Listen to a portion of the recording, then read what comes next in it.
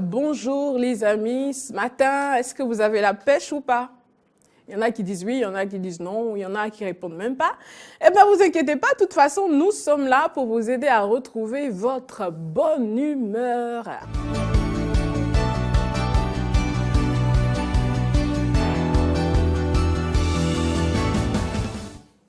Mesdames, Messieurs, merci d'avoir pris ce rendez-vous du bulletin de l'information sur Matin d'Éden, mais audience à la haute autorité de l'audiovisuel et de la communication ce lundi. Rémi Prosper Moretti, le patron de l'institution, a reçu successivement l'ambassadrice de la France près le Bénin, Véronique Brumeau, et Jean-Marc Belchi, directeur du développement Afrique du groupe France Média Monde, composé entre autres de RFI et France 24.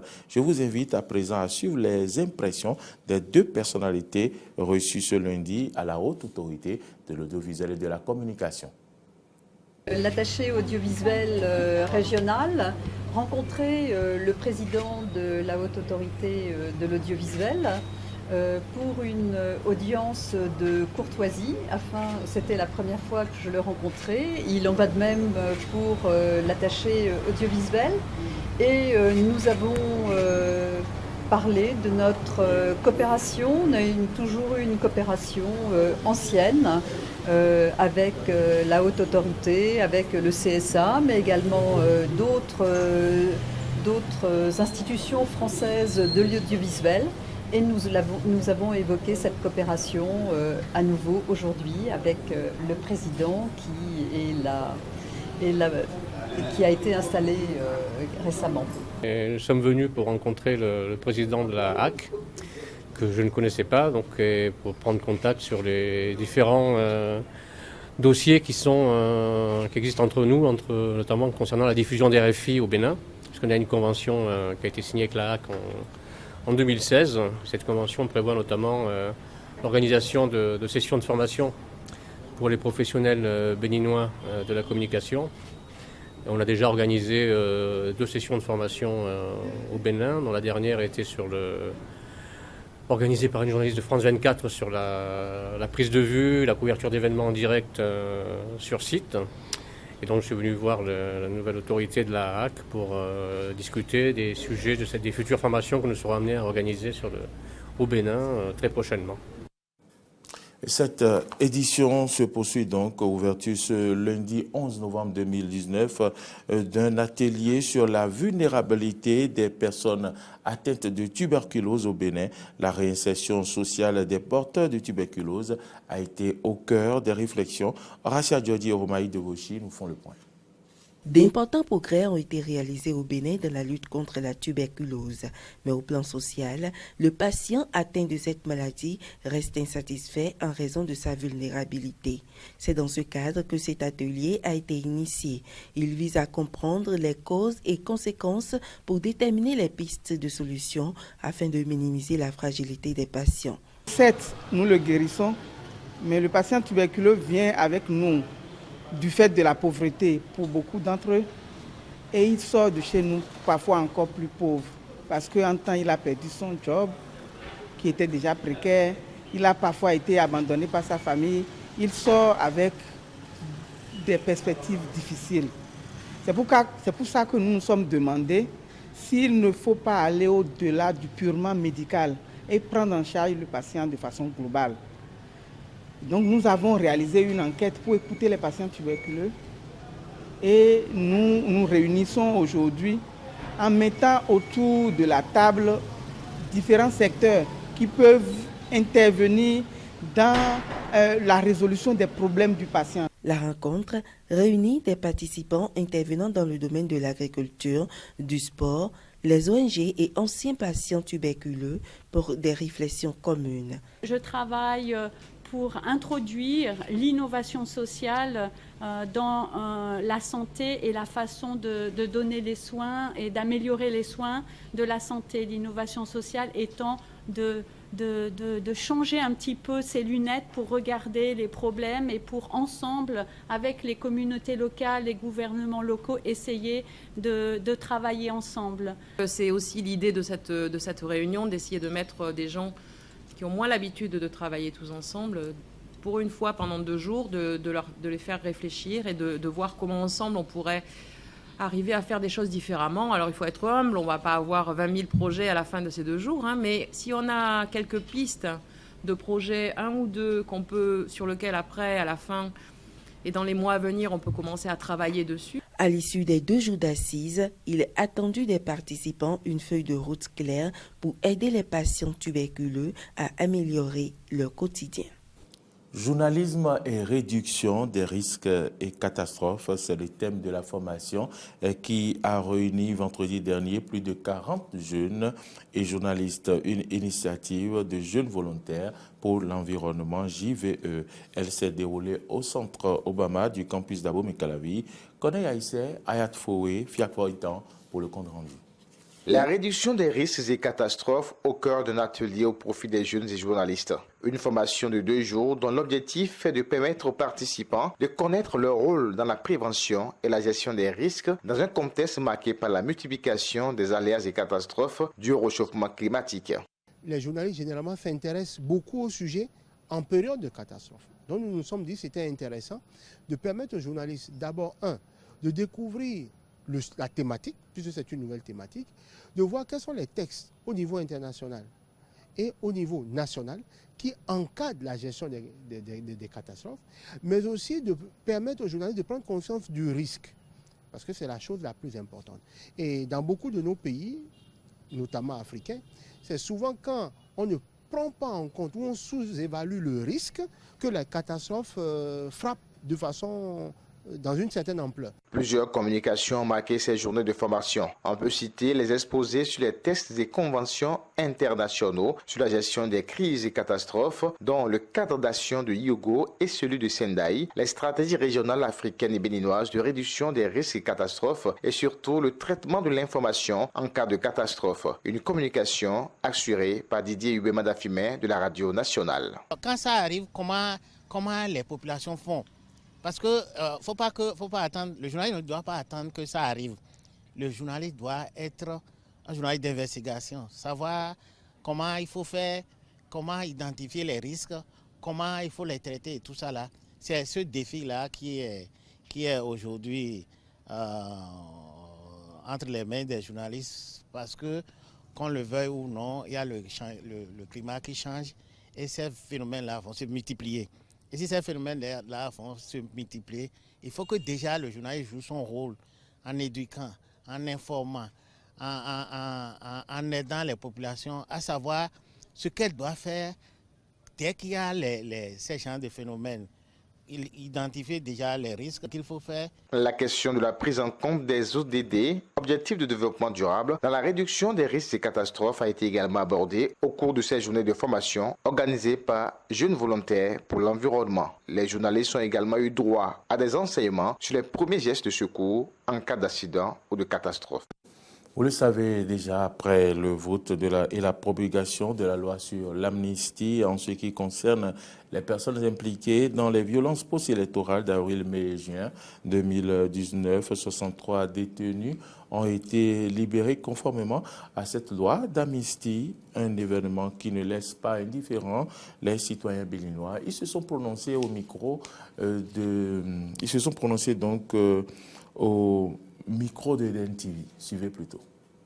C'est une bonne chose et une fois de plus, c'est une bonne chose parce qu'un père doit écouter ses enfants, un dirigeant doit écouter son peuple et la volonté du peuple surpasse la volonté personnelle ou politique du président. Nous sommes contents que le président, après que le peuple a jugé que ce n'est pas bon et a demandé que ceux qui sont arrêtés à cause des élections politiques soient libérés, il les a libérés. Le fait de les libérer là est une bonne chose. Ça veut dire que le peuple est écouté par son président. Au fait, les détenus qu'ils ont lâchés, à mon avis, je vois que c'est quelque chose qui est bien.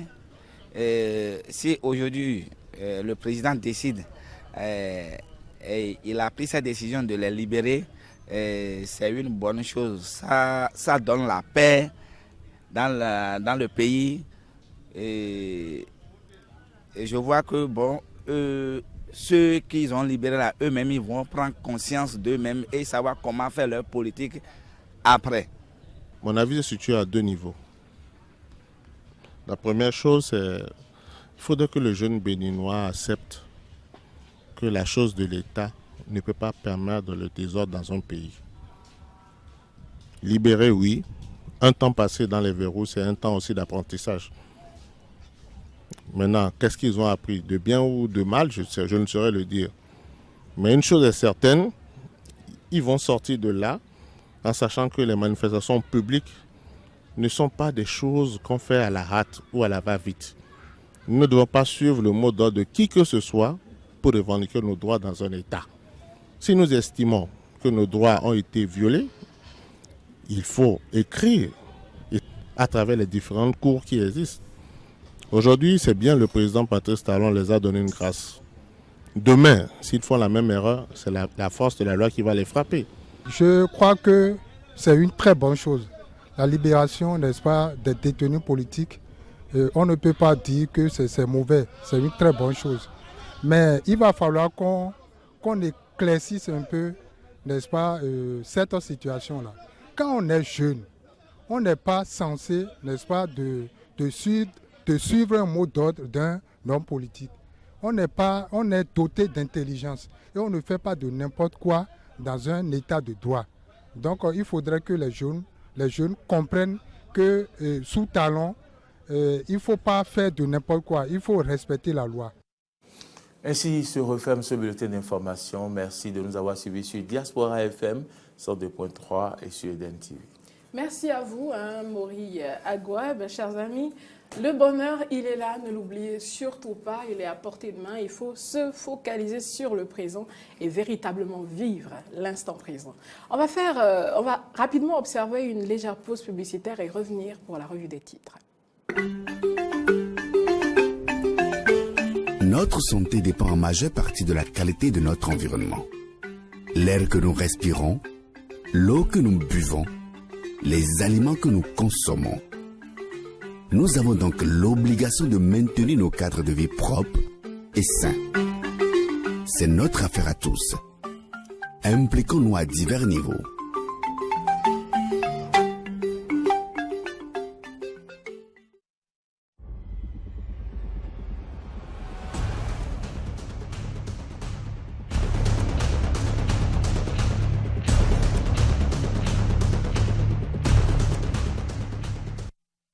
Mesdames, Messieurs, merci d'avoir pris ce rendez-vous du bulletin d'information, ce rendez-vous plutôt de la revue des titres, j'allais dire, le bulletin d'information reste encore dans la tête. Et donc, nous démarrons par la nation en manchette, écrit ce mardi, appui de la Banque africaine de développement, 221 milliards de francs CFA d'investissement au Bénin en 2020. La Banque africaine de développement reste dans la dynamique d'accompagnement de la transformation structurelle de l'économie béninoise. Elle compte approuver en 2020 au profit du pays un montant de 221 milliards de francs CFA pour le financement de divers projets, a annoncé ce lundi à Cotonou le représentant résident de l'institution au Bénin, Dr John Andrianarizata. Et donc, Gani 2019 à présent, le gouvernement aux petits soins pour Niki, titre aujourd'hui La Nation à la une du journal. On peut également lire Excellence et leadership féminin. La ministre de la Microfinance salue le mérite des femmes exceptionnelles. Révision de la Constitution et accélération du temps juridique. Le GRAP présente les enjeux au monde universitaire. Voilà ce qu'on retient aujourd'hui de la une du quotidien La Nation. Et puis Flash Info parle de l'opération Porte Novo Ville Propre en manchette.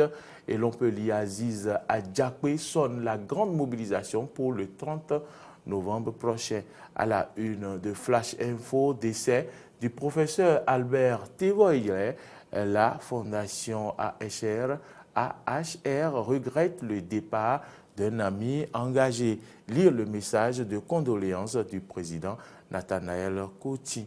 Et puis, résultat des examens nationaux de licence session 2019, 72,21% de taux de réussite. Paris gagné pour le ministre Yahi, l'ADECAN et le DEC pour la transparence et l'organisation sans faille, titre Flash Info.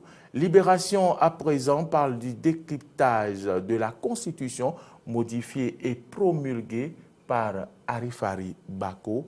L'ancien ministre de Yahi note des avancées pour renforcer la démocratie. Dialogue politique, amnistie, révision de la Constitution, la société civile loue la démarche de Talon. L'émission Tour de contrôle de la chaîne GovTV Africa a reçu donc le samedi 9 novembre dernier Pascal Todjinou, ancien président de la Commission électorale nationale autonome Sénat, ancien conseiller au Conseil économique et social, ancien secrétaire général de la Confédération générale des travailleurs du Bénin et acteur très en vue de la société civile béninoise. Il s'est prononcé sur le thème révision de la Constitution, regard d'un acteur de société civile dans un exercice qu'on lui connaît pour être très à l'aise. Pascal Todjinou, point de suspension, c'est ce qu'on retient aujourd'hui de la une de Libération qui parle également de l'enseignement maternel et primaire. Le gouvernement comble le déficit en enseignant. À la une du quotidien Nord-Sud quotidien politique, l'on peut lire le bloc républicain fait sa rentrée samedi prochain, nous informe Nord-Sud quotidien qui à sa une affiche la photo pour ceux qui sont à la radio de Arifari Bako et titre Bako au sujet de la révision de la Constitution. Les modifications contribueront à renforcer la démocratie. Et puis une note sportive à la une de Nord-Sud quotidien, match Nigeria-Bénin et c'est bio sous coup, forfait. C'est ce qu'on retient de Nord-Sud quotidien de ce matin. Les 4 vérités parlent de la révision de la Constitution du 11 décembre 1990. Les modifications n'ont pas touché les 7 balises posées en 2009 et en 2013 par Yaïboni, dit l'honorable Arifari Bako. Les modifications opérées contribueront à renforcer la démocratie béninoise pour le bonheur des uns et des autres, explique-t-il. Pour trouver des solutions à la réouverture des frontières nigérianes, les présidents du Bénin, du Niger et du Nigeria se rencontrent à Abuja le 14 novembre. C'est ce qu'on retient du quotidien Les 4 vérités. Le challenge à présent s'intéresse à l'examen national de licence édition 2019, 112,21% de réussite. Le gouvernement du président Talon a joué sa partition, titre le challenge. Révélation du député Arifari Bako sur Canal 3 ce dimanche. Nous avons respecté les 7 balises qui ne changent pas le Bénin en une nouvelle République. Projet de loi des finances gestion 2020. Le secteur privé du Bénin fait des observations aux députés. Lire l'intégralité des préoccupations du secteur privé. Et puis, lancement des classes numériques après Alada, Aurélie Adam Soulé présente à l'EPP Gori Maro de Niki. C'est ce qu'on retient du quotidien Le Challenge. Et puis, matin libre à présent, révision de la Constitution, Komi Kouché déplore l'indifférence des Béninois. Affaire résidence les Filao, affaire résidence les Filao. Ali Oudou livre sa part de vérité, titre aujourd'hui Matin libre, fermeture des frontières nigérianes, le carburant désormais impacté, Obasanjo et Soglo préconisent des solutions. Le Béninois libéré à présent, à sa une, communiqué final de la rencontre des anciens présidents du Nigeria et du Bénin, Soglo et Obasanjo déraillent. Soglo et Obasanjo déraillent. C'est ce que titre aujourd'hui le Béninois libéré. Phase finale de la tournée statutaire du préfet du Bogou, Djibril M.6C, chez Charles Toko, titre le Béninois libéré. Ayadi Djimouel Bénin sur l'ORTB au sujet de la crise politique, l'opposition première responsable. Lancement des classes numériques, Aurélie Adam Soulé donne le top depuis Niki. Voilà ce qu'on peut retenir maintenant du journal Le Béninois libéré. La primeur à présent, célébration de la Gani. Important don de table et banc au CEG 1. Ifani hier, la fondation ZATZAT résolument engagée pour les œuvres sociales. Enseignants, parents et élèves jubilent et remercient le donateur Zanou André Toudonou.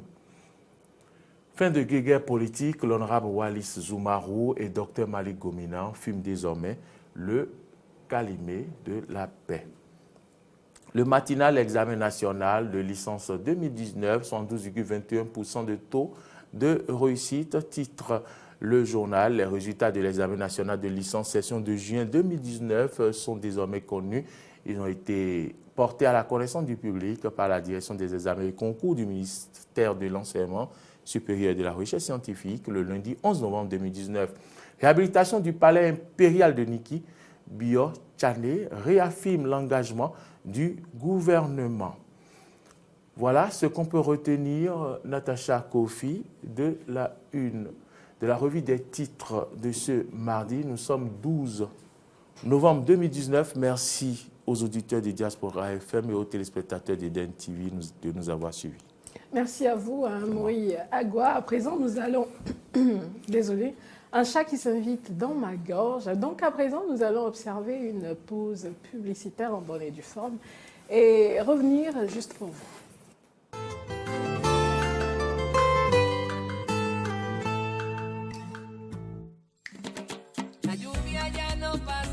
L'histoire d'un amour puissant, inévitable.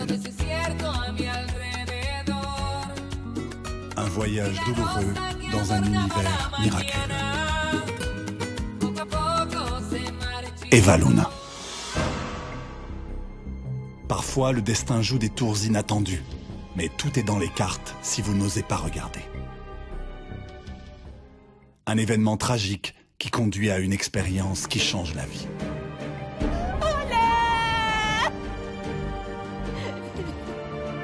Je jure que je vais retrouver l'homme qui t'a assassiné. Et je vais venger ta mort.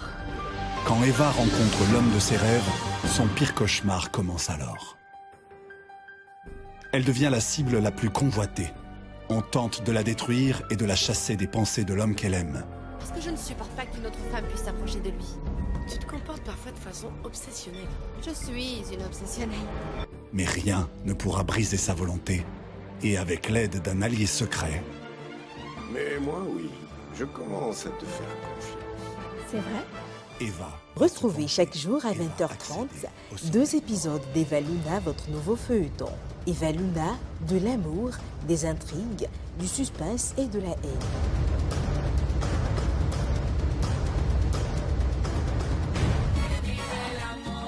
Eva Luna.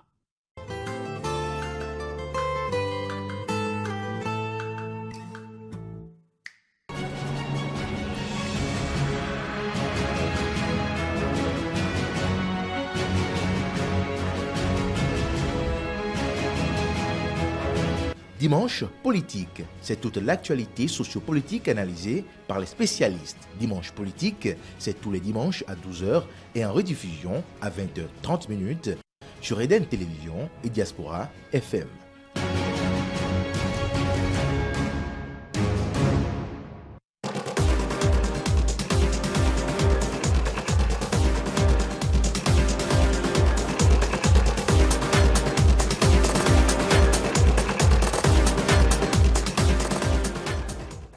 Voilà, chers amis, nous sommes là juste pour vous à présent.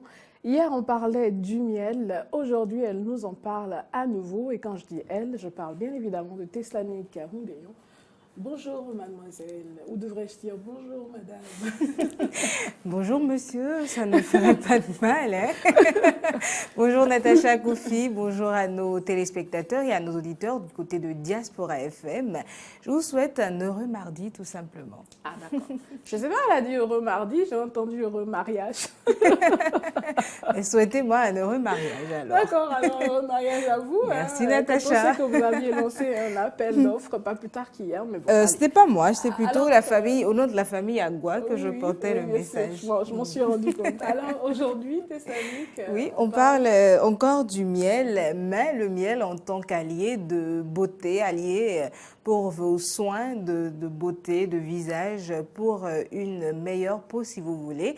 On l'a découvert hier, mais au-delà, le miel est un antibactérien et antifongique qui, à part ses différentes actions sur les maux de gorge, la toux, soigne également les plaies et les brûlures.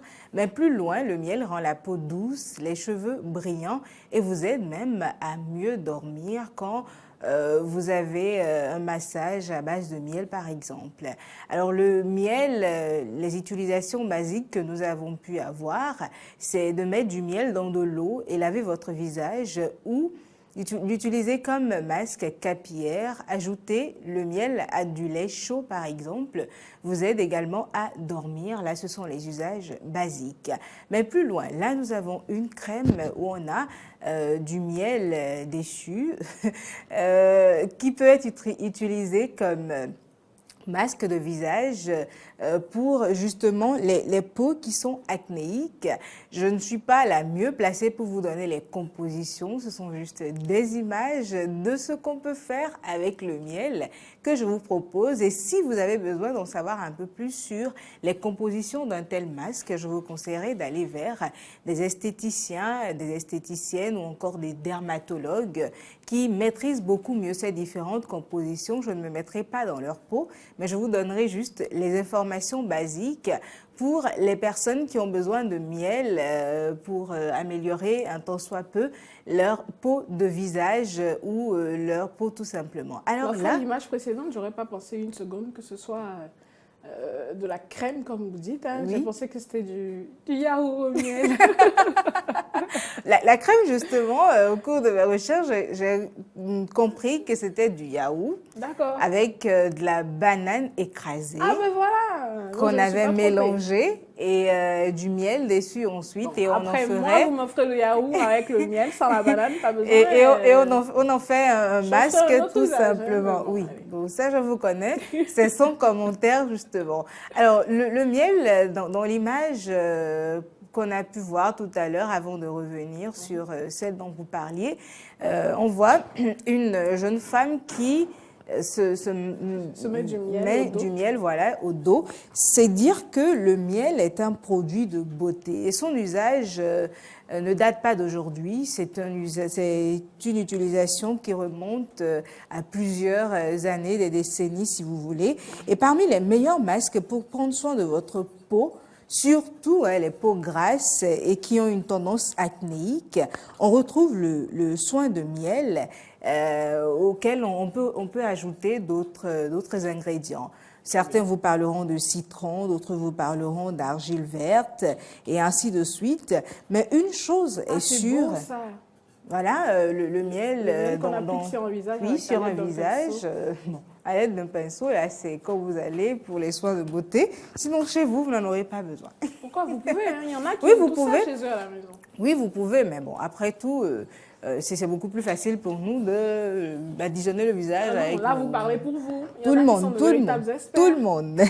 Les peaux grasses, justement, sont caractérisées par une activité excessive des glandes sébacées et une sécrétion de sébum très, très importante et un peu trop parfois. Si vous avez une peau grasse, vous savez de quoi on parle, votre visage qui est toujours huileux, vous avez tendance à avoir des sécrétions blanches au niveau de la peau du visage, où vous êtes tout le temps en train de nettoyer. Le miel est pratiquement magique dans le traitement de ce genre de problème. Ah oui. Et à force de l'utiliser, mais avec des ingrédients spécifiques et adaptés, vous finirez par avoir une peau brillante et à coup sûr, vous vous en porterez mieux.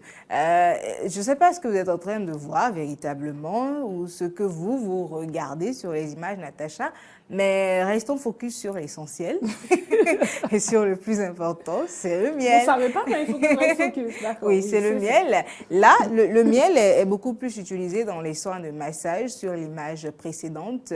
Et c'est bien là qu'intervient l'usage antidépresseur un peu du miel. Vous l'utilisez, on vous masse avec et après, c'est juste...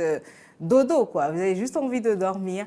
Et ensuite, on voit également... Vous parlez d'expérience, là? Non, pas d'expérience, de recherche. D'accord. C'est plus simple que quand je vous dis que c'est de recherche, ce n'est pas d'expérience. Le miel, on n'en parle pas souvent, mais les femmes, elles l'utilisaient déjà pour rendre leur peau bien plus belle et plus douce. Et les médecins, eux, ils l'incluaient dans les différents soins, notamment les médecins de la peau. Et aujourd'hui, le miel est utilisé comme un produit à allier beauté indispensable pour les entreprises cosmétiques. Ce n'est pas rare de voir des produits cosmétiques, des crèmes corporelles, des laits corporels, où on vous cite comme ingrédient le miel pour adoucir votre peau. Le miel, quand il est utilisé sans additifs, conservateurs ou tout autre produit qu'on ne maîtrise pas forcément, vous apporte à votre peau des bienfaits extraordinaires sans aucun risque d'intolérance. Mais les informations ici que j'ai disent que le miel est beaucoup plus conseillé aux peaux grasses. Si vous avez déjà une peau lisse et douce, vous pouvez l'utiliser, mais vous n'en ressentirez pas autant les bienfaits que quelqu'un qui a une peau grasse. Pareil pour les peaux sèches. Pour les peaux sèches, on en a déjà parlé ici, le beurre de karité est beaucoup plus adapté pour adoucir votre peau. Le miel a un fort pouvoir hydratant. Le miel est nourrissant, le miel est régénérant, le miel a des propriétés cicatrisantes, ça on l'a dit un peu plus tôt, dans la cicatrisation des plaies et des grandes brûlures, vous pouvez faire appel à du miel. Le miel est apaisant, très apaisant, tant dans une boisson que sur votre peau, vous en ressentirez les bienfaits. Le miel est purifiant, a des vertus très adoucissantes. Le miel a également des vertus antibiotiques. Ça, dans la médecine, on l'utilise. Le miel est un puissant anti-inflammatoire et le miel est surtout protecteur puisqu'il est enrichi en antioxydants et vous permet de préserver les couches cutanées contre le vieillissement précoce, mais aussi contre certains désagréments de la vie quotidienne. Lorsque, par exemple, votre peau a été abîmée par le soleil, le miel l'aide à se régénérer très rapidement tout en lui apportant des bienfaits qui vont la fortifier. Il s'agit bien de votre peau et à l'aider à lutter contre les effets néfastes du soleil. Pour nous qui ne sommes pas totalement couverts quand nous nous déplaçons et que nous sommes dans un pays tropical, nous sommes tout le temps exposés au soleil. Le miel nous permet de nous protéger grâce aux antioxydants qu'il contient et notre peau devient donc plus résistante et moins réactive au coup du soleil. C'est donc là, entre autres bienfaits du miel. Là, vous avez des ingrédients qui accompagnent la plupart du temps le miel quand vous allez pour des soins de beauté, dans des centres de soins de beauté, ainsi de suite. Alors, pour des soins spécifiques, allez vers les spécialistes. Le spécialiste de la peau, c'est le dermatologue. Et les autres, qui vous aident à entretenir votre peau, ce sont bien entendu les esthéticiens. Allez donc vers ceux-ci pour savoir exactement quel ingrédient ajouter au miel et qui s'adapterait parfaitement à votre peau. Sinon, le miel à lui seul a autant d'avantages pour votre peau. Ne vous faites donc plus prier, surtout quand il s'agit d'entretenir votre peau de visage et votre peau en général. Le miel est à portée de main. Nous sommes au Bénin, ça ne coûte pas grand-chose. J'aime bien la conclusion. En tout cas, chers amis, vous auriez compris. Hein. Y en a qui en font un usage spécifique.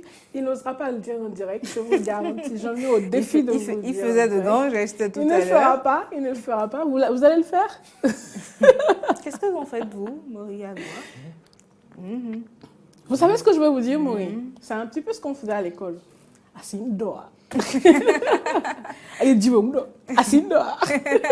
Mais vous savez que Maurice est un peu fou sur non, pas par rapport à ça. Il n'oserait pas. Il n'oserait pas. Oui. Allez. Tu veux que je tonne le monde ou bien que le monde me tonne? Non. Il faut tonner le monde. Tonne le monde. À présent, chers amis, nous allons parler humour. On en a besoin, n'est-ce pas?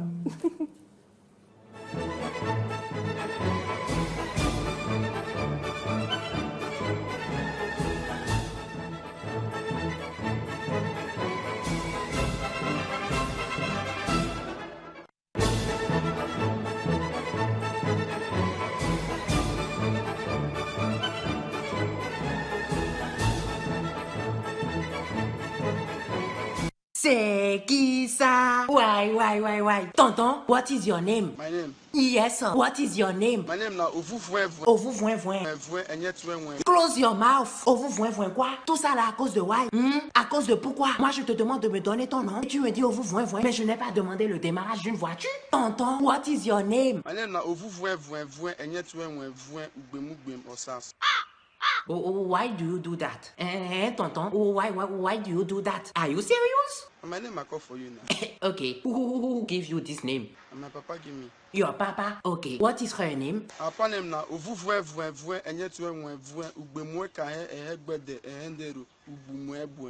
This is Marie and Joseph. Why?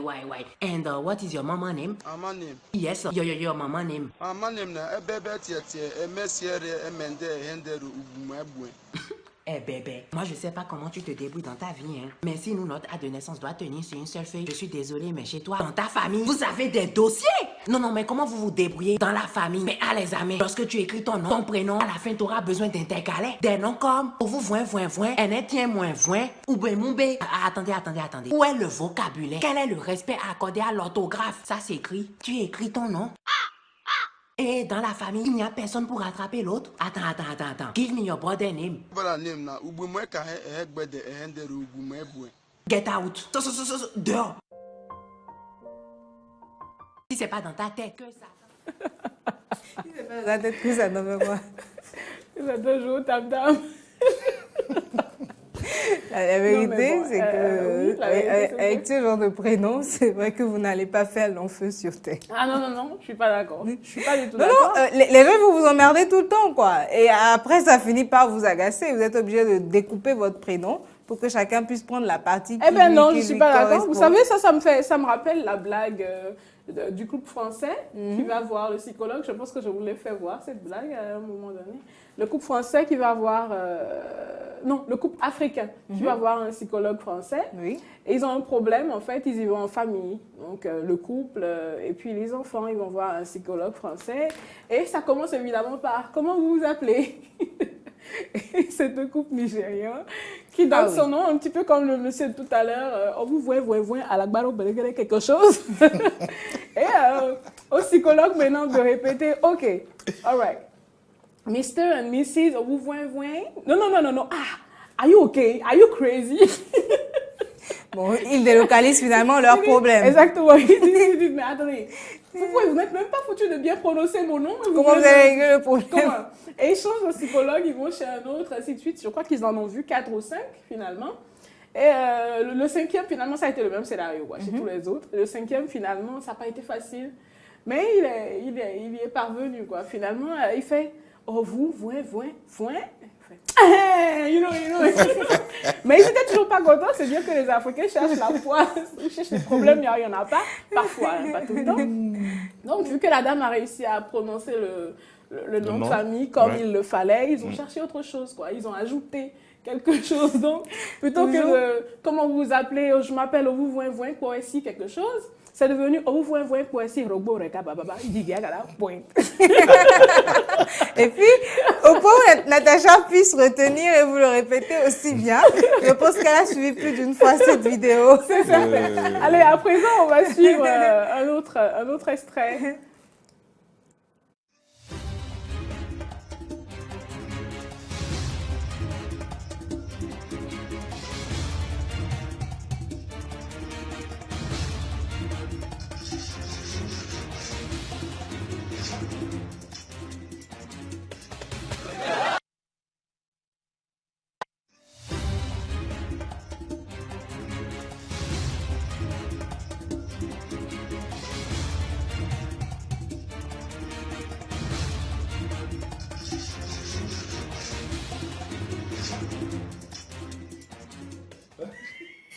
En fait, il n'y a pas meilleur moyen de dissuader un voleur. C'est terrible. Alors que vous aidez nos auditeurs à comprendre ce qui se passe. Oui, en fait, un monsieur qui était couché dans son salon, la porte ouverte, et puis il avait branché son téléphone, je crois. Et donc, le voleur s'introduit dans son salon, prend le portable. Alors qu'il était couché, il faisait dos presque là où se situait le portable, avec caché sous lui 2 coupes. Et donc, quand il a senti que le voleur est entré, il prenait le portable, il sort les 2 coupes et puis il frotte les 2 coupes qui disent... Donc, ce sont les coupes là Donc, oui, pour montrer aux voleurs que attention, je suis en éveil. Mais il ne regarde même pas le voleur, il fait comme s'il ne l'a pas vu. Le voleur même a redéposé tranquillement le portable et il est ressorti. Voilà. Comme on le dit chez moi, fou connaît bâton. C'est exactement ça, oui. Celui-là, en tout cas, il connaissait le bruit des machines. Ça, c'est sûr. Eh bien, vous avez vu. Bon, j'allais dire c'est le meilleur moyen de dissuader les voleurs, mais non, c'est pas vrai. Ne faites surtout pas ça si vous ne comptez pas sur vous. C'est pas l'exercice à faire. Alors, à présent, eh bien, chers amis, nous allons parler du chiffre du jour. Eh oui, c'est fini déjà pour les blagues. Donc, on parle chiffre du jour à présent.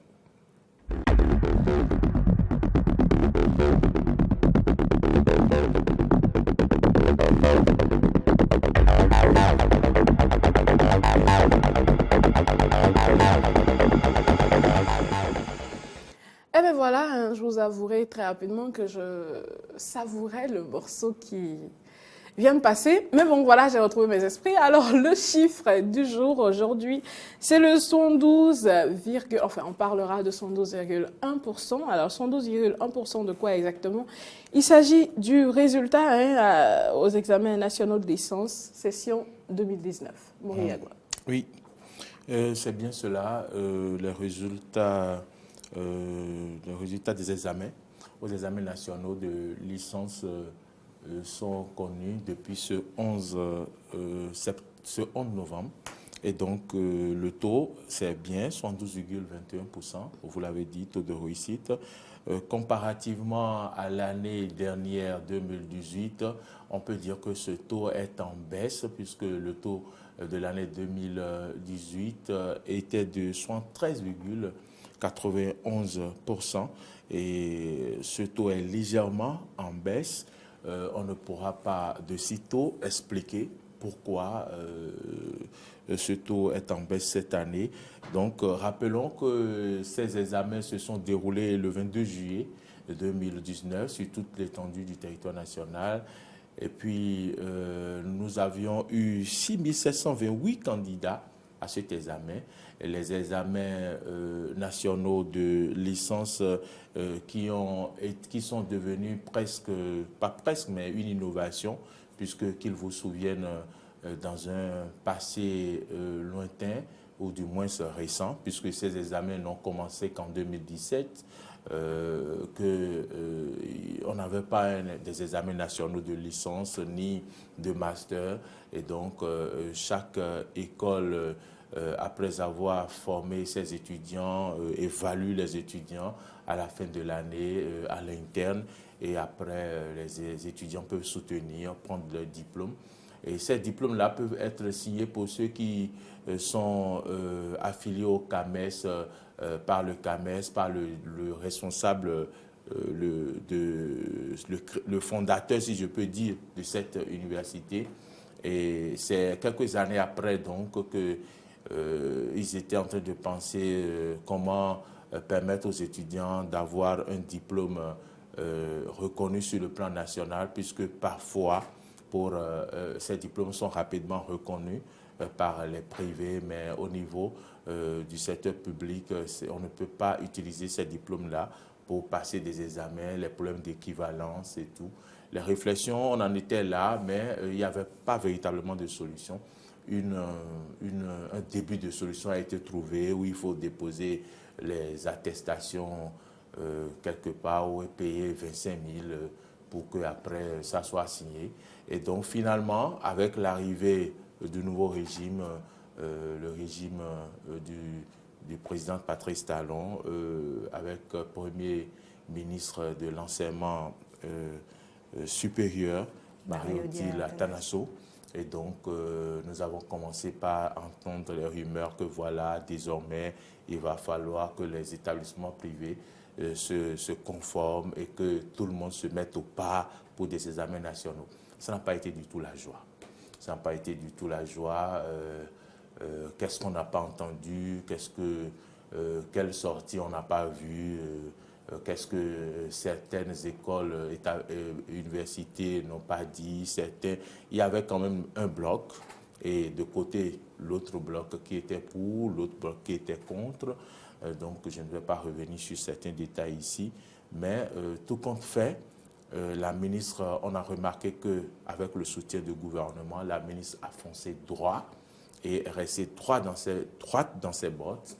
Et donc, finalement, après tout, ceux-là qui étaient contre cette réforme-là ont compris que le train était en marche. Et donc, il fallait suivre le mouvement. Et effectivement, le premier examen de licence sur le plan national a été organisé. Des étudiants qui se disaient, est-ce que ça aura lieu ou ça n'aura pas lieu, n'ont pas postulé à cet examen. Les premiers étudiants qui y croyaient, les établissements, leur université les a présentés à cet examen-là. Et donc, c'était en 2017 que la réforme a pris corps. Et finalement, en 2018, tous les établissements, les universités ont compris que maintenant, le rythme, la cadence a changé, donc le rythme a changé. Il fallait se mettre au pas. Et donc, en 2018, quand même, ça a été plus ou moins une grande... Bon, pas plus ou moins, ça a été plus suivi. Les établissements, les universités privées avec les étudiants qui ont vu quand même que c'était une opportunité de suivre ce mouvement-là, même si ça demande un peu plus d'efforts pour pouvoir aller composer. Les craintes étaient grandes au départ parce qu'on se disait, avec tous ces cours-là qu'on prend en licence, sur quoi portera ces examens de licence, sur quoi les étudiants seront évalués et tout. Et finalement, après la première année, la deuxième année 2018, on a vu que quand même, ça a été un taux de réussite assez élevé. Et finalement, voilà, on va dire que cette réforme a pris corps et véritablement, les étudiants qui respectent rigoureusement les critères et tout pour pouvoir participer à cet examen-là ont compris le bien fondé parce que votre diplôme est désormais reconnu par l'État, signé par Très bien. Merci, ministre, plusieurs ministres. Et donc, voilà où nous en sommes ce rappel, avec ce résultat Moriagua. de 112,21%. Oui, merci pour ce rappel, Moriagua. Il faut le dire, chers amis, nous parlons bien évidemment de 112,21% de taux de réussite aux examens nationaux de licence, session 2019. Tessani Goudéan, 112,21%.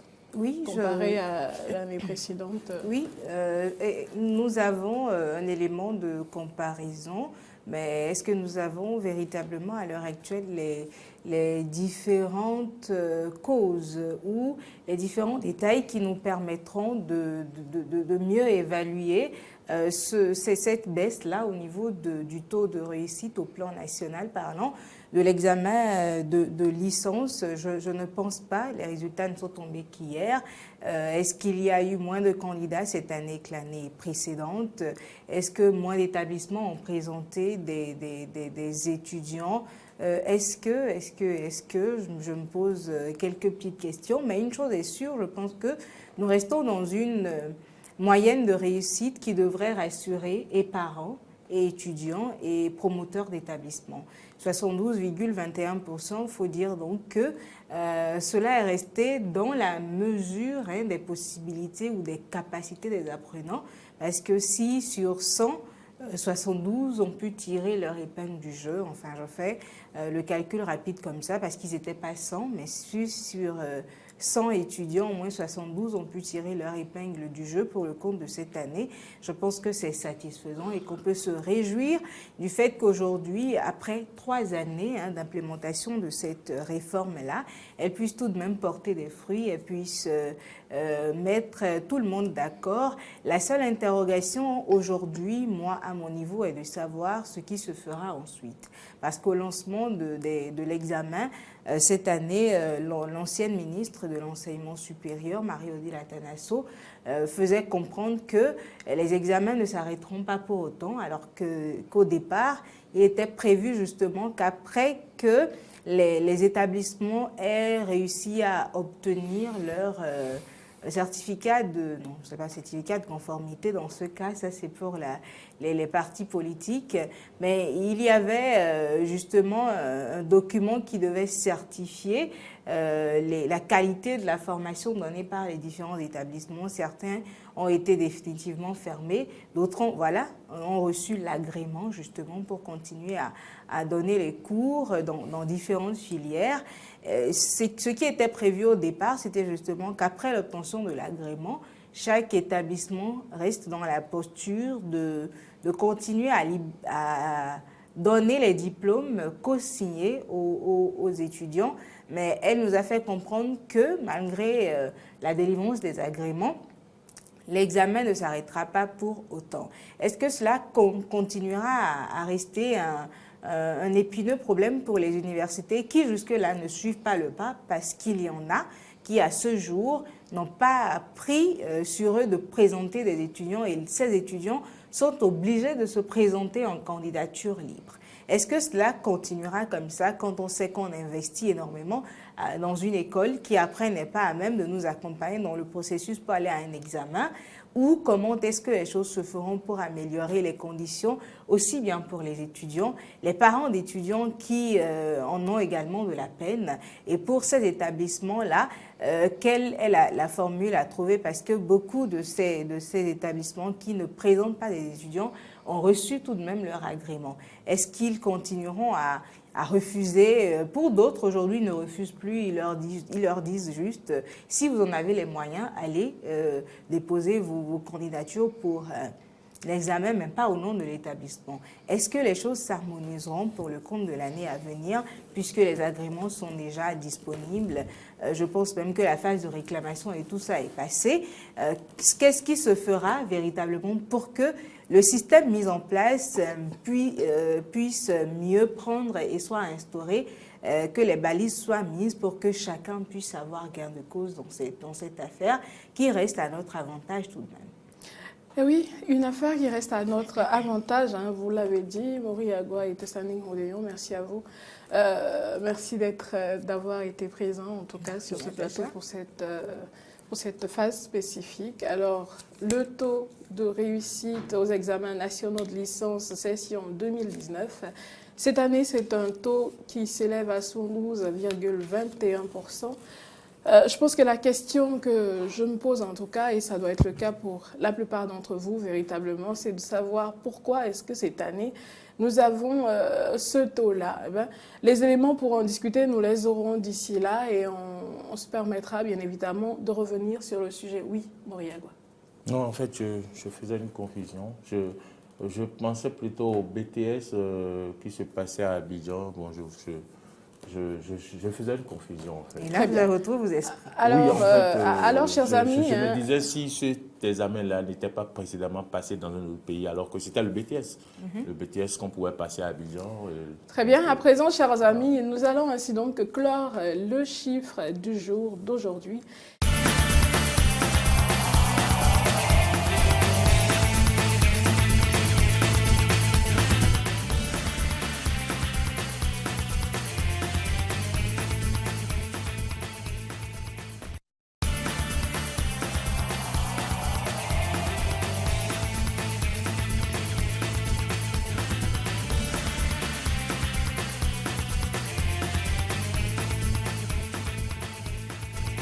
Eh bien voilà, chers amis, hein, nous parlons sport à présent. Et il est là, notre cher ami Espoir. Bonjour. Oui, bonjour à vous, Natacha. Bonjour à nos chers amis téléspectateurs férus du sport et nos amis de Diaspora FM qui aiment aussi les sports. Absolument, et c'est toujours un plaisir hein, de vous retrouver par ici. Un plaisir partagé. Alors, nous parlons des éliminatoires Cannes 2021. Oui, vous le savez, le Bénin est en préparation de ces matchs de qualification. Le Bénin doit donc jouer le Nigeria le mercredi prochain et puis ce sera la Sierra Leone après. Et il faut dire donc que les Béninois sont donc mis au vert depuis quelques heures parce qu'il y a une bonne douzaine de joueurs qui sont là, en tout cas qui sont venus. Mais au-delà de tout, vous le savez, on a parlé de ceux qui ne peuvent pas venir jouer puisque blessés, puisque ayant un carton rouge et tout. Mais là,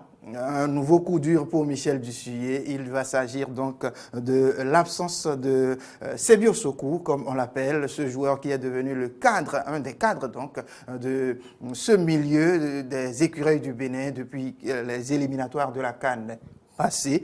Et donc, il joue en Allemagne, il joue en deuxième division allemande et il va manquer à l'appel puisqu'il souffre d'une intoxication alimentaire depuis quelques jours. Donc, il se fait traiter en Allemagne. Ouh là là. Eh ben, on lui souhaite prompt rétablissement. Oui, le problème, c'est pas le rétablissement, le problème, c'est le match qui vient pour le Nigeria. Certainement qu'il sera là pour la Sierra Leone, qui sait. Mais je crois que comme on a un coach à qui on doit faire confiance, qui connaît ses joueurs, qui connaît la potentialité donc de tous les autres, qui l'a appelé et forcément, il y a forcément dans ce groupe-là quelqu'un qui pourra le remplacer valablement et qui va faire le job. De toute façon, quoi qu'il en soit, prompt rétablissement à lui tout de même. Ah oui.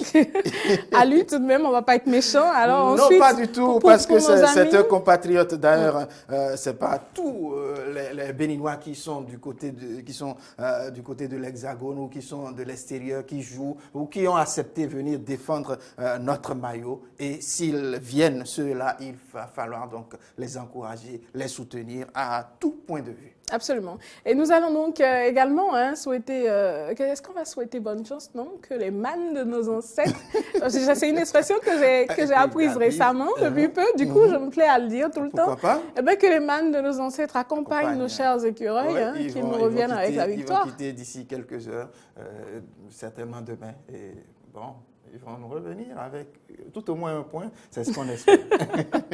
Eh bien oui, de toute façon. Oui, parce qu'il faut le dire, vous savez, le Nigeria, c'est un pays de football, c'est vrai. Le Bénin, ces derniers mois, a rencontré de grosses équipes, mais le Nigeria a fini pour la CAN 3e, vous le savez. Le Nigeria a joué, je crois, l'Ukraine il y a quelques jours, et le Grand Brésil, avec qui ils ont fait match nul un peu partout, il y a encore, je crois, moins de 2 semaines. Eh bien oui, alors revenez-nous avec, j'allais dire, la victoire. Ah oui, il faut le dire. Donc avec la victoire, chers amis. C'est pas impossible. Revenez-nous donc avec la victoire. Permettez-nous de nous réjouir encore un petit peu plus et de dire « écuyer ». Alors, on parle à présent de taekwondo, de l'Open International. C'est une discipline, je ne sais pas si vous l'aimez. Ah oui, justement, c'est pour ça que j'en parle. Ok, d'accord. Bon, allons-y.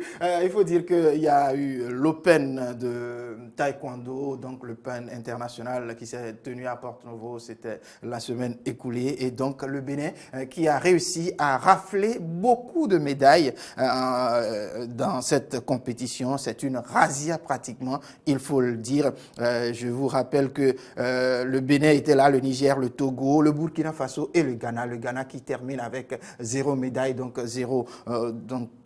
dernier, 5e donc de cette compétition. Le Burkina qui monte avec 1 médaille. Il y a aussi le Togo qui a totalisé, je crois, 3 médailles, voilà. Et puis 3 médailles de bronze. 2 en argent, donc 5 pour le Togo. Le Niger qui, pour sa part, a totalisé 6 médailles, donc 1 en bronze, 7 médailles pour le Niger et 6 en or. Et puis le Bénin qui totalise 14 en or, 19 en argent et puis 17 médailles de bronze. Waouh. Donc Pour une fois. Quand même. Il faut applaudir donc même. le président Koublé-Nou et tous ceux qui travaillent avec lui. Et qui vous souviennent que notre ministre nous a quand même dit que nous serions épatés, parlons de sport et pas que de football. Pourquoi pas que de foot. Et je pense que depuis, nous le sommes effectivement. Évidemment. C'est un plaisir. C'est un plaisir pour les Béninois et je crois que vous allez voir de temps en temps, lorsque vous sortez aujourd'hui, plus de Béninois dans les rues en train de faire du sport, plus de Béninois sur les terrains. Et je crois que c'est le lieu donc de mettre en place de ces dispositifs-là, de ces infrastructures-là, pour encore encourager les jeunes, les enfants à aller au foot. Absolument, il y a des talents que vous n'avez pas encore détectés, notamment ceux d'espoir. Je vous ferai voir de quoi il s'agit un de ces jours. Restez juste câblés, et vous finirez par découvrir. Pourquoi vous ne voulez pas que je parle de votre talent là? Il a un talent, je vous promets. On va le filmer en pleine action, on vous fera voir un de ces jours. On verra ça. En attendant, parlons quittons le taekwondo pour parler justement de basketball. Ah oui, basketball, il y a eu donc le tournoi de basket 3x3, la FIBA, donc 3x3 parce que vous savez, sur un terrain de basket, il y a toujours 5 coéquipiers face à 5 autres, mais dans cette compétition de basket 3x3, il y a plutôt 3 joueurs qui font face à l'autre équipe, à 3 autres. Donc dans cette compétition, c'est bien l'Égypte qui est championne d'Afrique chez les hommes que chez les femmes, doublé historique donc pour les sélections égyptiennes en Coupe d'Afrique de basketball à 3 pour cette année 2019 qui s'est donc tenue du vendredi, le samedi et le dimanche dernier à Kampala en Ouganda chez les hommes. Donc les Égyptiens ont d'abord battu le Bénin qui dans cette compétition est sorti, je crois, chez les hommes 10e et chez les dames 8e. Voilà ce qu'on peut dire. Eh ben dis donc. Apparemment, on n'a pas fini d'être surpris. Enfin, c'est la conclusion. Il y a de bonnes nouvelles comme il y a de mauvaises. De toute façon, c'est le sport et il faut toujours prendre ses résultats sportivement et donc travailler à ce que désormais ça s'améliore. D'accord, on va le dire comme ça. Vous connaissez le propre de Béninois de toutes les façons. Quand c'est bon, on est là, allez. Quand c'est pas bon, on dit vraiment ces gens-là. Je vous avais dit, non? Ils valent rien et bon. Mais c'est pas bon, arrêtez ça, quoi. Arrêtons ça. Alors à présent, les dernières nouvelles de la Coupe du Monde U17. Oui, je vous l'avais dit il y a quelques jours, les Africains sont partis. Alors on jouait les quarts de finale. L'équipe des Pays-Bas a donc réussi à battre le Paraguay 4-1. C'était hier. La Corée du Sud a perdu face au Mexique 1-0. L'Espagne était face à la France hier. Attention, c'est une correction. 6 buts pour la France contre 1 pour l'Espagne. Et pendant ce temps, l'Italie a été battue 2-0 par le Brésil. Et rapidement, je vous donne en tout cas les affiches pour les demi-finales. Il y aura Mexique, Pays-Bas, ce sera pour le jeudi. Le vendredi, la France jouera le Brésil. Intéressant. En tout cas, chers amis, férus de sport, vous êtes satisfaits, je le sais, vous l'attendiez impatiemment. Voilà, vous êtes servis. Ah oui, il y a bien d'autres informations, mais on ne peut pas tout dérouler sur cette chronique-là. Absolument. Mais, écoutez, soyez surtout câblés, vous verrez. Il vous apportera toutes les informations en temps et en heure. Alors, merci Espoir. C'est avec plaisir que je suis passé dans vos maisons, chez vous, dans vos transistors, et puis ici. Le plaisir est nôtre. À côté de Natacha. Mais ici, de toute façon, c'est chez nous. Donc voilà, c'est chez nous, c'est chez vous et tout le monde se met bien. Merci d'être passé, Espoir. On se retrouve très vite. Merci. Alors, chers amis, je sais qu'il y en a parmi vous qui se demandent où est passé le face-à-face. Vous êtes impatients de le retrouver. Eh bien, le face-à-face, c'est maintenant et tout de suite.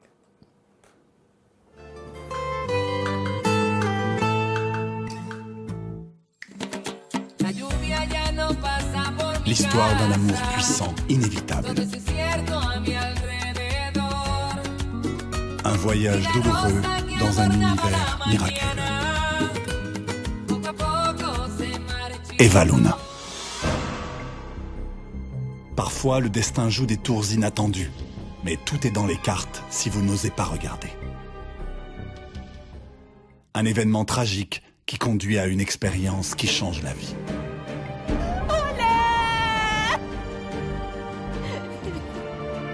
Jure que je vais retrouver l'homme qui t'a assassiné. Et je vais venger ta mort. Quand Eva rencontre l'homme de ses rêves, son pire cauchemar commence alors. Elle devient la cible la plus convoitée. On tente de la détruire et de la chasser des pensées de l'homme qu'elle aime. Parce que je ne supporte pas qu'une autre femme puisse s'approcher de lui. Tu te comportes parfois de façon obsessionnelle. Je suis une obsessionnelle. Mais rien ne pourra briser sa volonté. Et avec l'aide d'un allié secret, Mais moi, oui, je commence à te faire confiance. C'est vrai? Eva. Retrouvez chaque jour à 20h30 2 épisodes d'Eva Luna, votre nouveau feuilleton. Eva Luna, de l'amour, des intrigues, du suspense et de la haine.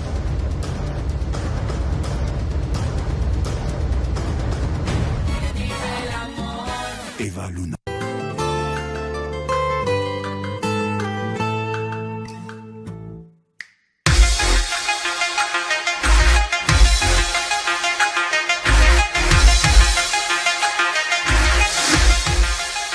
Décryptage, c'est votre tribune pour mieux comprendre un pan de l'actualité nationale. Décryptage, c'est tous les mardis et jeudis à 19h. Décryptage, c'est à suivre sur Eden Télévision et Diaspora FM.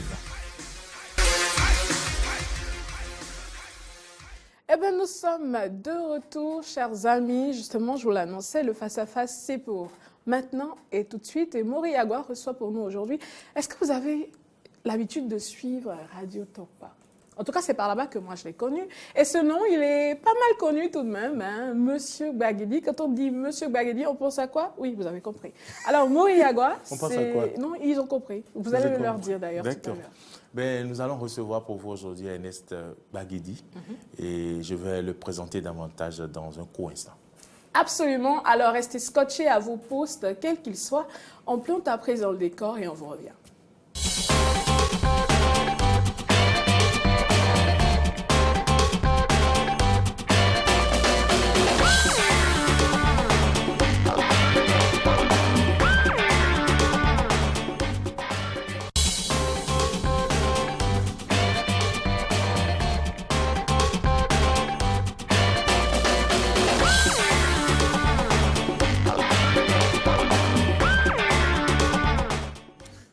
Madame, Messieurs, merci. Vous avez pris le rendez-vous de face à face. Nous recevons pour vous ce mardi Ernest Gbagidi.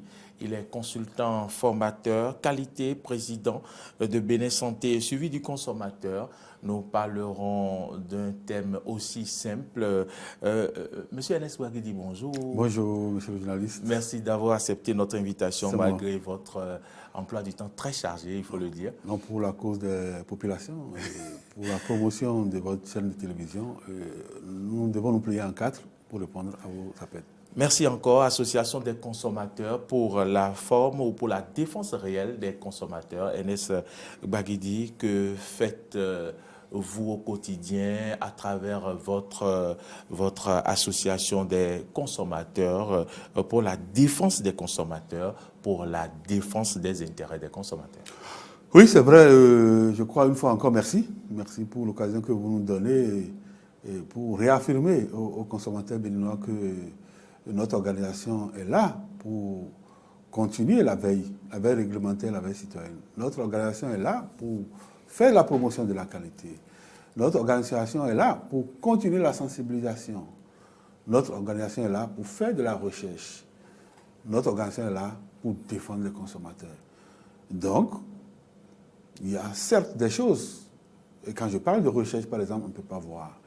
Et quand nous faisons la promotion de la qualité, ce n'est pas à ton niveau qu'on va observer, mais c'est dans le processus de la production, de la distribution et de la consommation que cela sera mesuré. Nous disons qu'il faut de la qualité, mais la qualité c'est quoi?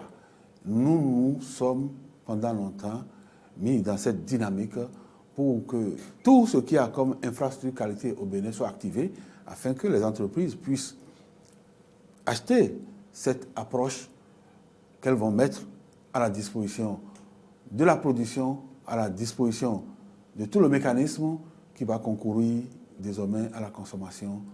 Je vais parler du consommateur final qui a maintenant la possibilité d'apprécier. Nous sommes là pour accompagner l'administration publique qui a ce rôle régalien. La santé, la sécurité des populations relèvent de l'État. Alors nous, organisations de consommateurs, nous ne sommes qu'un dispositif d'alerte. Nous sommes là pour attirer, pour accompagner nos dirigeants à l'application des normes de bonnes pratiques au niveau de nos partenaires que sont les entreprises. Et que pensez-vous de ceux qui disent que vous êtes là pour vos intérêts? Non, ben, est-ce que notre intérêt se trouve où? Nous ne sommes pas des producteurs, nous ne sommes pas des distributeurs. Notre intérêt se trouve quand vous voulez lever le ton, votre intérêt, c'est quand l'on vous dit non, taisez-vous, laissez les consommateurs. Non, je dis, si cette perception du consommateur... On ne le dit pas à la bouche, on le dit avec des gestes. Non, c'est encore la faute du consommateur lui-même. Vous ne pouvez pas avoir une organisation qui fait peut-être l'effort d'exiger un certain nombre de pratiques qu'on doit noter dans la relation, le contrat qui vous lie à votre distributeur. Mais vous restez à distance, vous n'appuyez pas, vous n'accompagnez pas ce représentant. Et quand il n'a pas toutes les capacités pour décrocher ce qu'il faut pour vous, pour atteindre cet objectif partagé, la seule solution ou bien la seule conclusion que vous tirez, c'est quelque part, il a échoué parce qu'il a été appâté. Non, je crois que c'est trop facile. Et que devraient faire les consommateurs pour vous aider alors dans votre mission? Justement, vous savez qu'à maintes reprises, nous avons demandé aux consommateurs de nous appuyer parce qu'on était en face d'une situation qu'on n'a pas acceptée. Laquelle? Eh bien, que ce soit dans la communication, que ce soit dans l'énergie. On leur a demandé de se joindre à nous pour que nous puissions dire à nos partenaires que nous ne sommes pas d'accord à certains niveaux, mais on ne les a pas vus. Et si vous n'avez pas la pression du consommateur, ça pourrait nous affaiblir. Donc c'est vous ne pouvez pas faire le combat seul. Mais c'est pas le combat. Vous ne pouvez pas donner votre poitrine. Nous ne sommes que des représentants des consommateurs. Les vrais consommateurs, c'est eux. Donc, s'ils ne se joignent pas à nous et ils continuent de penser que nous allons tout faire pour que le rôti tombe dans l'assiette, non, ça ne peut pas. Ce serait dans le rêve peut-être. Et avez-vous exigé à être associé à cette décision au saupoudrage de crédits de consommation lors de la dernière coupure, dernière difficulté de communication au mois d'octobre? Non, c'est pourquoi quand vous nous dites qu'est-ce que nous faisons, est-ce que les consommateurs sont satisfaits? C'est pour vous dire que nous faisons, nous sommes là. Qu'est-ce que vous avez fait? Vous savez, ce qui a été fait, moi je ne qualifie même pas ça de saupoudrage. C'est de la moquerie, simplement. De la moquerie, c'est de la moquerie. Donc, vous ne pouvez pas causer des torts à quelqu'un et vous n'évaluez pas, il ne vous dit pas les préjudices que vous lui avez causés et vous décidez à votre niveau de la réparation. Réparation de quoi? Mais c'est déjà heureux. Ce que le consommateur n'a pas compris pendant longtemps, je crois que c'est la première fois que l'opérateur qui a causé du tort au consommateur a anticipé, tout au moins, parce qu'ils savent que désormais, nous les tenons. Ils créaient vos représailles. C'est là où le consommateur, il n'observe pas, il ne fait pas une bonne lecture de ce que nous faisons. Et ils ont failli nous fragiliser. Ils ne savent pas suffisamment ce que vous faites. Mais on ne peut pas tout dire. Je dis, mais vous devez tout dire pour les informer, pour qu'ils vous accompagnent. Pourquoi ils ont anticipé cette fois-ci?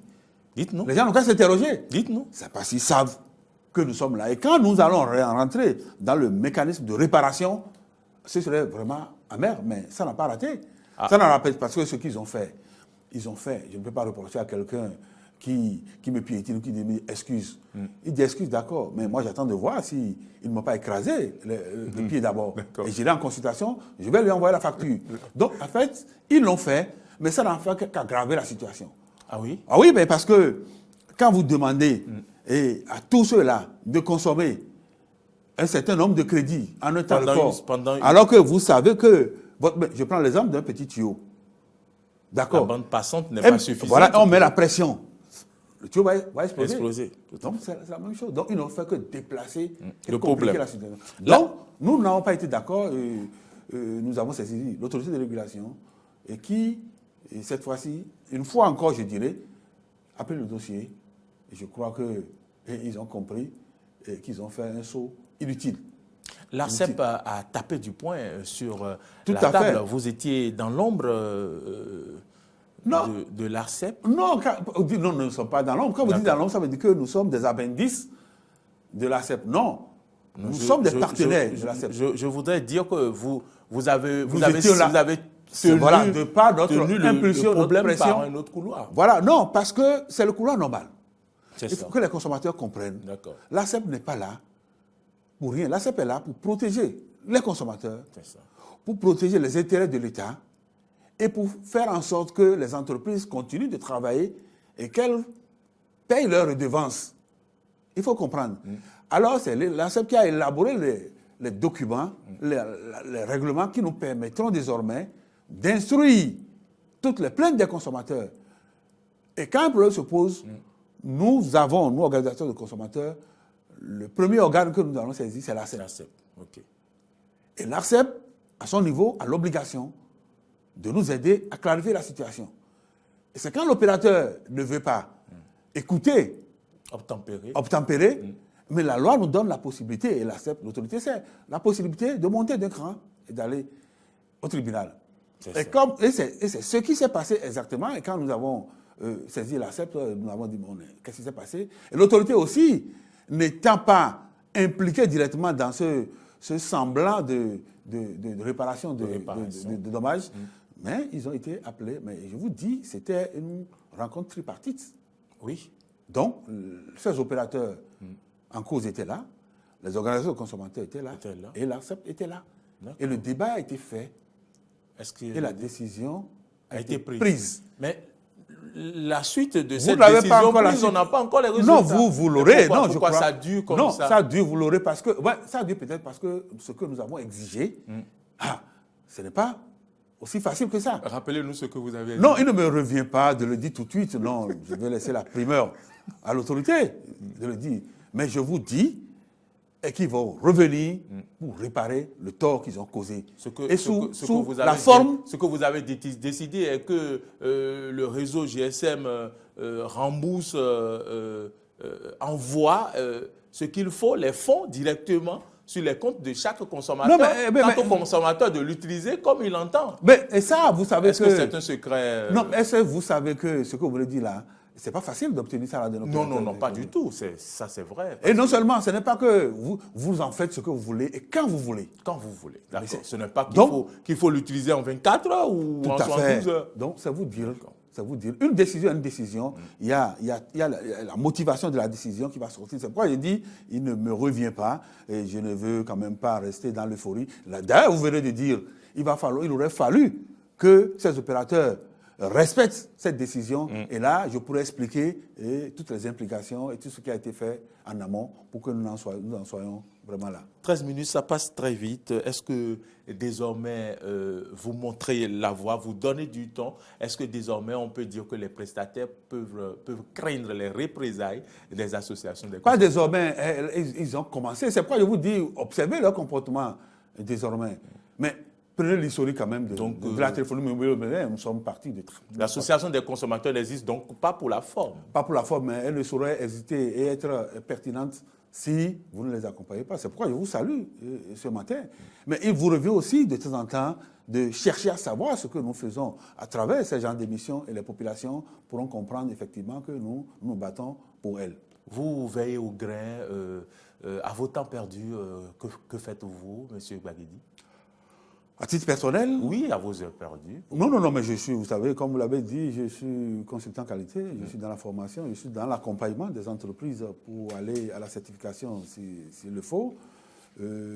Mais je suis dans la recherche, dans le consumérisme aussi, parce qu'aujourd'hui, le milieu de la défense des consommateurs, ce n'est plus de l'amateurisme. Les opérateurs économiques sont bien informés, sont très formés.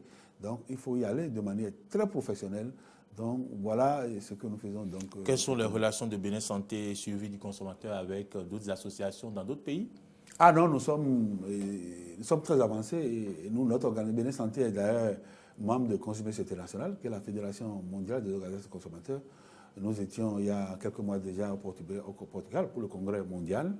Nous sommes membres de l'Union africaine des consommateurs, qui est le réseau africain. Nous sommes membres aussi.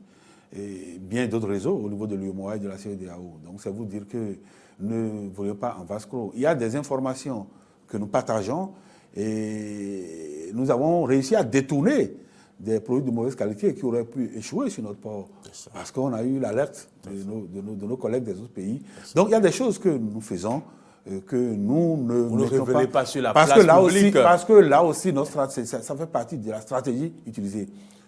Plus vous parlez, moins ça vaut pour la pertinence de ce que vous faites. Ben, puisque vous le dites, on ne peut qu'accepter cela. Peut-être que vous allez déployer encore des stratégies plus offensives. Est-ce que vous avez un mot de remerciement? Non, je ne peux que remercier la chaîne de télévision, TV, et remercier quand même les consommateurs. Sur la radio aussi? Oui, tout à fait, tout à fait. Et remercier quand même aussi les consommateurs, parce que ce n'est pas tout le monde, tous les consommateurs qui sont passifs, non. Il y a quand même certains qui nous comprennent et qui nous donnent des informations. Et c'est de cela qu'il s'agit. Il faut qu'ils nous donnent beaucoup d'informations. Et je souhaiterais que aussi les professionnels des médias soient à nos côtés pour servir de relais. Et c'est comme ça que nous allons dissuader, dans une certaine mesure, cette tricheur-là. Parce que la période, nous sommes dans la période d'ailleurs, nous sommes dans la fin de l'année, et c'est la période propice. Il faut que la veille soit globale. Vous allez certainement revenir en début du mois de décembre pour l'appel à lancer aux citoyens. Voilà. Voilà, adopter. Voilà. Mesdames, Messieurs, voilà, c'est déjà fini pour ce face-à-face. Nous avons reçu pour vous Ernest Gbagidi. Il est consultant formateur qualité, il est président de Bénin Santé et Suivi du consommateur. Vous nous avez suivis. Merci de votre fidélité et à très vite.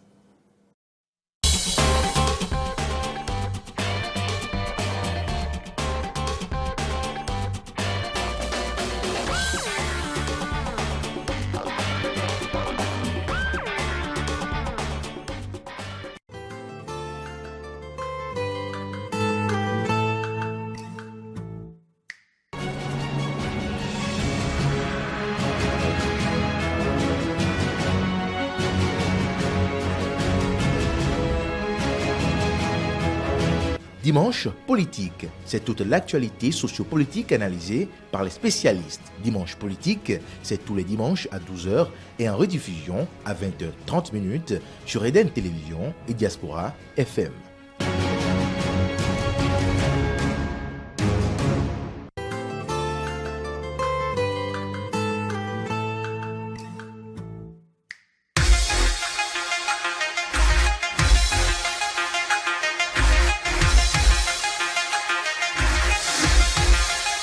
Décryptage, c'est votre tribune pour mieux comprendre un pan de l'actualité nationale. Décryptage, c'est tous les mardis et jeudis à 19h. Décryptage, c'est à suivre sur Eden Télévision et Diaspora FM.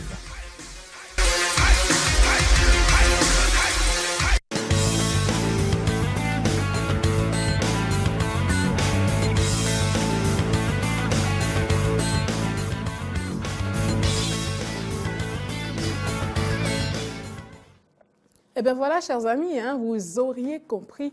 Quand on entend M. Gbagidi, on pense à l'association des consommateurs. C'est aussi simple que ça. En tout cas, à présent, nous parlons littérature. Et la bonne tasse de café littéraire, elle est déjà là, justement, pour nous la proposer. Tessa Nengoudé. Et à votre plus grande surprise, ce matin, je n'ai pas de tasse de café, mais j'ai plutôt un verre à partager avec vous. Sinon, des verres. Depuis le début de cette aventure littéraire, on a parlé, on a fait le tour des des différentes œuvres littéraires. On a parlé de romans, on a parlé également d'autobiographie et de tout ce qui va avec. Mais jusque-là, on n'a pas encore parlé de poésie orale et c'est ce dont on va parler aujourd'hui avec un jeune poète béninois qui, lui, allie sa passion pour la poésie à son engagement social et civique et a rendu public depuis le mois de juin un recueil de poèmes qu'il a dénommé Le Chant des Vers. Nous sommes allés à sa rencontre et autour d'un vers, justement, les vers ont chanté. Et je vous propose de suivre donc cet élément et on revient juste après. Nous sommes donc ce matin avec Bravo qui va se présenter à nous. Bonjour Bravo. Bonjour Teslani, je réponds au nom de Maboudou Abdourahim, dit Bravo, passionné des lettres et également ou précisément de la poésie orale. Alors Bravo, ce matin, nous allons à la découverte du Chant des Vers. Quand on dit le Chant des Vers, ça ne nous fait pas penser forcément à un recueil de poèmes, mais c'est le cas. Tu allies poésie et société pour nous offrir le Chant des Vers, ton premier recueil de poèmes. Tu nous en parles? Le Chant des Vers, c'est un recueil de 29 poèmes divisés en 5 chapitres où je dénonce les maux de la société en vue d'un changement, d'espérer un changement de comportement au sein des jeunes. Bien entendu, c'est de la poésie orale. J'ai fait ce choix-là pour faciliter la compréhension. Le Chant des Vers est paru aux éditions Savane du Continent en mai 2019. Il a été lancé le 29 juin. Le Chant des Vers, la couverture est faite par Paten Doku, deux jeunes enfants, un qui est triste, l'autre qui est en pleurs. Et sur le jeune en pleurs qui est en train de pleurer, on peut remarquer deux couleurs dominantes, la couleur jaune, la couleur rouge, et l'autre, il y a beaucoup plus du vert. L'interprétation laisse comprendre que le jaune, c'est beaucoup plus le feu, les massacres, tout et tout. Le rouge, c'est le sang versé, tout et tout. Et le vert, c'est quand même de l'espoir qui est là, qui nous attend. Il y a de l'espoir quand même, malgré que rien ne va. Merci, Bravo, pour cette présentation du Chant des Vers. Et c'est un recueil de poèmes que j'ai déjà découvert pour ma part. J'ai lu pas mal de textes à l'intérieur et je reste amoureuse de la plume de ce jeune poète béninois. Et le texte, sinon le poème que j'aime personnellement, eh bien celui-ci dédié à l'amitié. Je ne sais pas, Bravo, si tu me feras le plaisir et l'honneur de lire et de dire pour moi et pour les téléspectateurs et auditeurs de Eden TV Diaspora FM au nom de l'amitié. Ou si tu as prévu de nous dire un autre. Non, au nom de l'amitié, ça peut aller. D'accord. Au nom de l'amitié, c'est un poème que j'ai écrit lors de l'anniversaire d'une amie à ma cousine. Donc si je rappelle ça, en fait, c'est pour que après vous puissiez comprendre le contexte. Voilà, le contexte. Donc, au nom de l'amitié, il y a tant de moi en toi, tant de toi en moi. Tant de nous dans le tas du temps, tant de bons moments excitants, tant de souvenirs palpitants, tant de folie à l'époque dans l'armée encore. Je nous revois tout insouciante encore, comme si c'était hier. Entre nous, ça riait. Parfois, ça se querellait, ça criait, mais notre amitié est plus pure, plus dure et plus mature dans ces instants où le mal tue, résistait et prenait le dessus en matière. Au nom de cette amitié rubis, cette amitié saphir, qui jusqu'aujourd'hui encore m'attire. Pour toi, les oiseaux quittent leur toit et chantent de leur plus belle voix 1001 morceaux. À la fois, juste pour te signifier, te magnifier, te vivifier leur choix, leur joie. Le poète soit-il épris de ces mots qui dignifient, sous ta joliesse dignifie, se perd et te déifie au travers de ces vers. Un joyeux anniversaire. Voilà.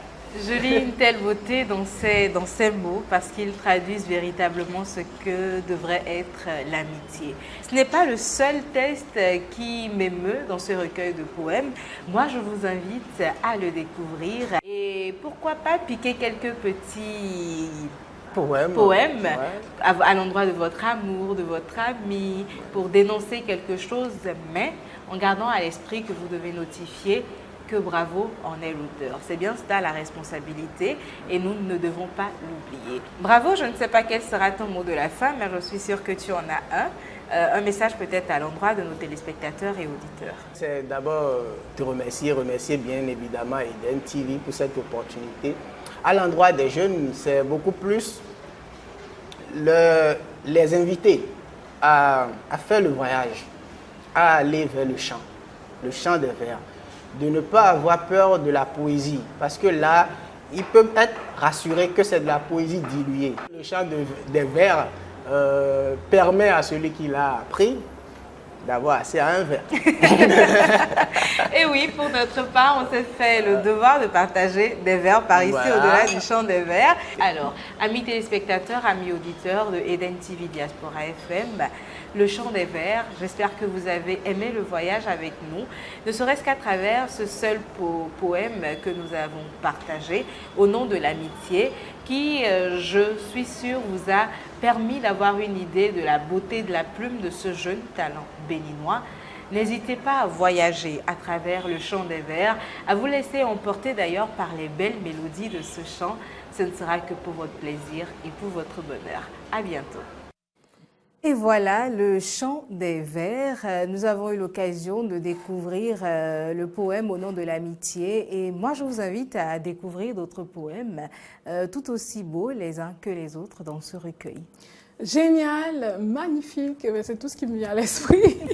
Merci à vous pour ce partage. Merci Natacha. Il aura inspiré plus d'un. Suivez mon regard. Et bien voilà, à présent, nous allons parler Think Loud. Nous allons penser à haute voix.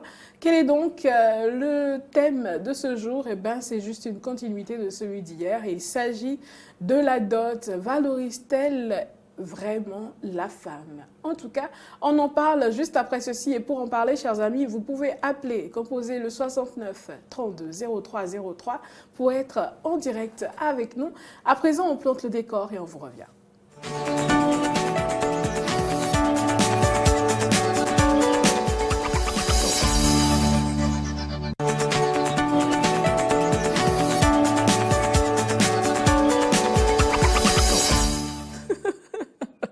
Nous avons un Michael Jackson par ici en studio. Une fois de plus, suivez mon regard. Votre regard. Et bien voilà, c'est notre Michael Jackson du moment. Il s'est essayé. Alors, nous parlons de la dot, c'est bien ça, chers amis. Hier, on a parlé des 300 000 francs fixés, ou en tout cas suggérés par ce député-là. Et aujourd'hui, on parle de la dot en elle-même. Qu'est-ce que c'est? Qu'est-ce que ça devrait être? Est-ce que cela valorise vraiment la femme? Ou en tout cas, est-ce que cela continue de valoriser la femme aujourd'hui avec ce qu'on en fait, avec ce que c'est devenu? Voilà autant de questions que nous nous posons, autant de questions auxquelles nous espérons que vous puissiez véritablement apporter des éléments de réponse. Et pour ce faire, il faut composer le 69 32 03 03 pour être en direct avec nous. Pour en débattre, je serai avec Testanik Rondeyon. Merci d'être là. C'est toujours un plaisir. Et avec notre cher Michael Jackson du moment, Mori Agua. Merci d'être là. On le découvre enfin. J'entends le téléphone sonner. Je ne sais pas si cela implique que nous avons déjà un ami. Oui, c'est bien ça. Alors, bonjour, cher ami, et merci de vous présenter. Bonjour, madame. Merci de vous présenter, cher ami. Bonjour, média. Très bien, on vous écoute. Je vous salue. Je salue Michael Jackson. Il vous répond. On vous écoute, monsieur. S'il vous plaît. Bonjour, c'est Natacha qui me crée des soucis ici. Le volume de votre poste récepteur ou téléviseur, vous voudriez bien le diminuer un tout petit peu, s'il vous plaît? Merci. À présent, et pourtant, il y a un écho là, cher ami. C'est comme si tout le quartier vous écoute quand même. Par rapport à la situation des dots. Oui, dites-nous. même pour moi personnellement, je ne peux pas dire que Dieu a créé homme. C'est quoi ça je suis en train de parler. Si on pouvait changer de sexe, c'est autre chose. Comme Dieu nous a créé, Dieu m'a créé moi, homme, je le remercie. Et donc, pour se marier à une femme, c'est une chose très bonne. Et si déjà on fixe la dot à 300 000 par exemple, je crois que c'est devenu une vente. La femme est achetée par exemple. Ce n'est pas bon pour moi. 300 000 c'est trop. Très bien. Vous pensez que 300 000 francs c'est beaucoup trop? Quel serait c'est trop en fixant. Parce que l'homme n'est pas des articles à vendre. Très bien. On peut dépenser à sa moitié jusqu'à 1 million, des millions de francs. Oui. Mais ce n'est pas quelque chose à proposer. Il y a fixé pour qu'on doit payer d'abord avant de doter à sa femme. Très bien. Vous comprenez donc que ce n'est pas trop bon pour moi. Je peux donner tout ce que je veux à ma femme à huis clos. Bien sûr. Personne, spécialement quoi. Ça doit être spécial. Ok. Dites-moi, cher ami, pour vous, la dot en elle-même, qu'est-ce que c'est? La dot elle-même, traditionnelle. Oui. Tu dois d'abord faire la reconnaissance des parents, ce qu'il faut. Et d'abord, tu envoies d'abord des sages pour qu'ils s'atterrissent de leur tradition. C'est surtout ça là d'abord. Pour s'approcher d'eux. Et tu verras comment gérer. Vous verrez entre les deux familles, verront comment gérer. Et c'est d'abord la famille de l'homme qui vont s'approcher de la famille de la femme. Et pour en procurer de leurs décisions, ce qu'on amène pour demander la fille en mariage. Mais est-ce que selon vous, oui, après ça? Après ça, vous passez à la dot, comme nous sommes en train de parler depuis la semaine. Oui. Alors, est-ce que vous pensez que la dot valorise la femme aujourd'hui? Bon, de coutume, la dot familiale valorise la femme.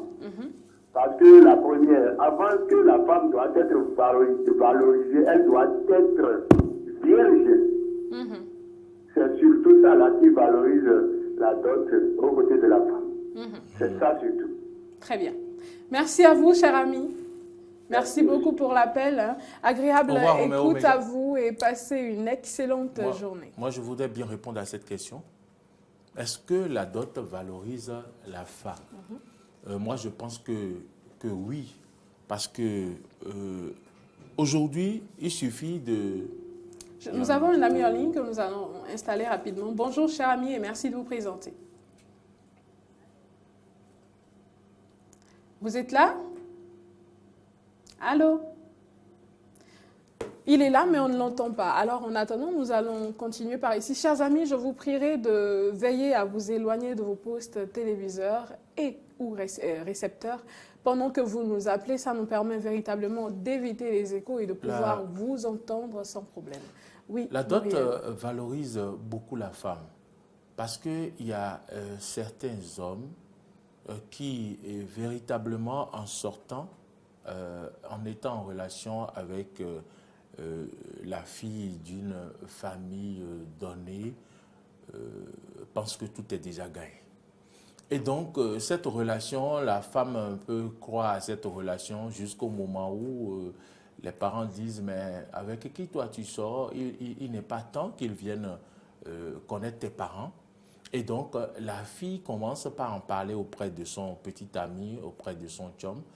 Et déjà, les premiers indices commencent par sortir. Les premiers indices qui peuvent montrer à la fille que véritablement celui-là, il est venu pour faire du sérieux. Quand elle commence par évoquer la dot, les questions de dot ou de connaissance de parents, on commence par voir déjà est-ce que véritablement ce monsieur-là, dans son plan, veut vraiment apporter son choix sur cette femme-là.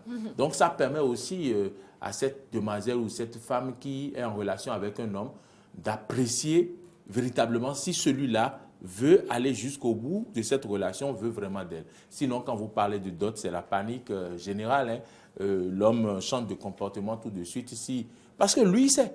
Il sait s'il il veut vraiment vivre avec vous, il le sait. Il peut vous le dire, il peut vous mentir, mais quand le moment sérieux arrive, on parle de dot, on sait tout de suite si vraiment il veut aller. Mais quand vous parlez de dot et le monsieur commence par chercher des arguments, pas traîner les pas, pas dire février 2025 ou mars 2030, vous comprenez que, attention, celui-là, cette relation va nous mener où? Et souvent chez nous, vous comprenez, les parents demandent, dans certaines, je vais dire, dans la plupart de nos régions, la femme qui vit avec ses parents sans la dot ne doit pas rejoindre son homme. Mais est-ce que selon vous, cela valorise la femme? Oui, c'est ce que je dis. Ça valorise la femme à plus d'un titre. D'un titre, ça valorise la femme parce que c'est à travers cette dot-là que les familles se marient. En Afrique, on le dit, on épouse... Les familles se marient, mais en quoi cela valorise la femme si les familles se marient? En quoi cela valorise la femme? Si on vous envoie quelque part et personne ne sait où vous êtes et qu'on peut faire de vous ce qu'on veut, cela ne vous valorise pas. Mais quand les familles se connaissent et autour de la dot, on peut savoir que tel oncle est de telle famille, ma fille, on vous la confie, on sait où va vous savez où va votre fille. Cela vous valorise. Cela montre que votre fille a pris son temps, ne s'est pas précipitée et donc est allée dans une famille sérieuse où les gens sont d'accord de l'accepter. Si vous allez quelque part, on ne vous accepte pas, quelle valeur avez-vous? Ben, c'est en cela que ça la valorise. L'acceptation des autres vous valorise? Oui, tout à fait, ça vous valorise. Si vous allez quelque part, on ne vous tend pas la main. Si vous allez quelque part, il n'y a pas de tante, il n'y a pas d'oncle qui est capable de vous sourire et de vous accueillir, vous n'avez aucune valeur. Mais là, au moins, vous allez dans une famille comme si vous quittez votre famille et qu'on vous accepte ailleurs. Et ça fait plaisir, ça valorise, ça rehausse. Et donc, c'est en cela que moi, je pense que dès qu'on arrive à mettre les familles ensemble et que les familles se connaissent et que l'autre famille vous accepte que vous avez quitté votre famille pour leur famille, alors c'est tout le sens de votre mariage, c'est tout la valorisation, c'est toute cette valorisation, c'est tout le sens de la valorisation. Donc dès lors même, si je comprends bien, dès lors même qu'il n'y a pas de tante ni d'oncle qui véritablement soit à même de vous accepter, il n'y a pas de valorisation. Honnêtement, selon moi, il n'y a pas de valorisation. La valorisation dont nous parlons justement se résumerait à cela. Bon, moi, pour le moment, ça ne se résume pas à cela, mais la plus grande valorisation, le plus grand sens que je donne à la dot, c'est déjà cela, le brassage des deux familles. On épouse, c'est les familles qui s'épousent, les familles aussi s'épousent, et non deux individus qui s'épousent. Et quand vous arrivez à vraiment amener les deux familles à s'épouser, c'est une valorisation. Très bien. Alors, Tessani Godeyon, nous parlons de la dot et on se demande si elle valorise la femme. Pour Mori Yagwa, il sera question d'un brassage de famille et véritablement, ce serait l'essentiel même de la valorisation de la femme à travers la dot dont nous débattons justement pour vous. En quoi est-ce que la dot valorise la femme? Je partirai déjà de ce qu'a dit Maureen. Je pense que ça part véritablement de ce brassage qui est créé entre deux familles, sinon plusieurs, parce que du côté de l'homme, ça fait deux différentes familles, du côté de la femme, ça fait également deux familles. Donc c'est plusieurs familles qui se retrouvent au cœur même d'un sujet qui les rehausse et qui les valorise d'une façon ou d'une autre. Et la femme est au cœur de tout ceci, mais je pense qu'elle n'est pas le sujet principal ou qu'elle n'est pas le seul sujet qui se retrouve valorisé parce que l'homme qui décide un jour d'aller vers sa famille et de demander officiellement sa main, parce que c'est entre autres ça, on est valorisé. Les familles elles-mêmes en sont valorisées. Mais la femme, pourquoi est-ce qu'aujourd'hui on se retrouve à demander, moi je perçois un peu cela comme ça, pourquoi est-ce qu'on se retrouve plus à se poser la question de savoir si cela, Bonjour, cher un ami ami en ligne. Merci de baisser le volume de votre poste récepteur ou de carrément vous en éloigner. Et merci également de vous présenter. Comment allez-vous? Très bien, merci. Et vous? Monsieur Bernadette Abidjan. Vous voulez bien, monsieur, vous éloigner de votre poste récepteur? Pardon? Vous voulez bien vous éloigner de votre poste récepteur, je vous prie? Non, je ne suis pas. Très bien. Alors, je vais demander à Dame Claudia de bien vouloir nous aider à comprendre ou en tout cas à régler ce léger problème. On vous écoute, monsieur. Est-ce qu'il est là, notre ami? Oui, on vous écoute. C'est bon, on vous entend maintenant. C'est très nécessaire pour l'union des deux familles. Très bien. Et maintenant, pour la dot, la personne déjà qui a fait les premiers pas de la connaissance, on peut lui faire confiance qu'il va faire la dot. Et parfois, dans nos familles, nous remarquons que c'est les parents de l'homme qui parfois poussent l'homme à vite faire les dots. Très bien. Et aussi un homme qui est conscient, qui réfléchit bien, qui fait que il veut se marier pour faire une bonne chose avec la femme, faire la dot. Très bien. Et aujourd'hui, nous avons remarqué que ce n'est plus d'actualité. On ne pense plus à ça. C'est comment faire pour faire des enfants et ça s'arrête là. Oui. Donc, nous ne savons pas pourquoi c'est ainsi fait. Ça, c'est un. Et le deux, la dot, la liste que les parents de la femme envoient, parfois c'est une longue liste. Oui. Ils regardent par rapport aux moyens de l'homme pour lui faire une longue liste. Oui. Et ça fait que les gens, ils prennent la liste, mais ne reviennent plus. Très bien. Alors que moi, je vois que s'ils demandent un truc, une petite liste, comme on le faisait, des colas et autres, les colis et autres, bon, on ne peut plus utiliser les colis, mais les colas et quelques autres choses que les parents connaissent bien, qui peut être moins coûteux, ça va aider. Le reste, c'est à l'homme de le faire chez lui. Ça peut être les pailles et autres. Bien vrai que la femme ne peut pas rester nue en famille.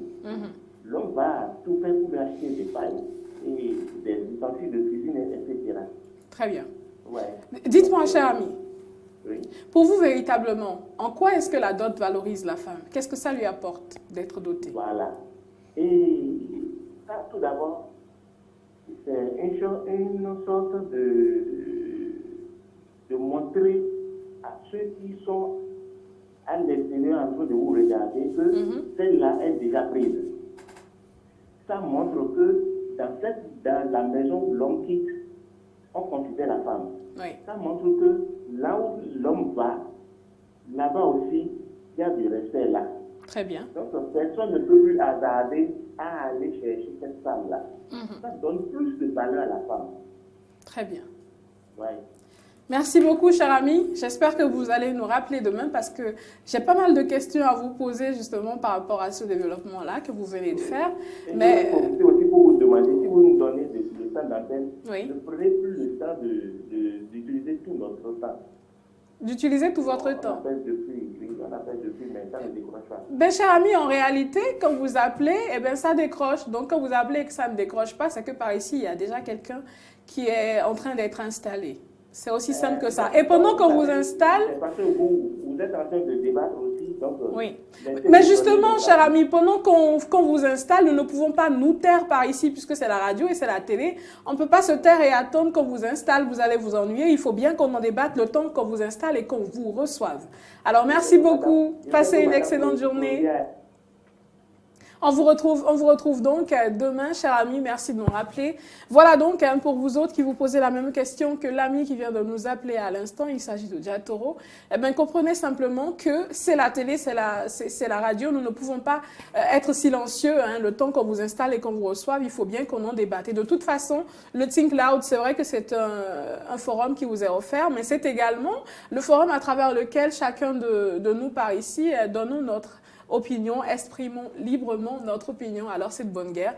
Appelez, on vous recevra avec plaisir. En attendant de vous recevoir, eh bien, nous débattons des sujets du jour. Merci de nous avoir prêté votre aimable attention.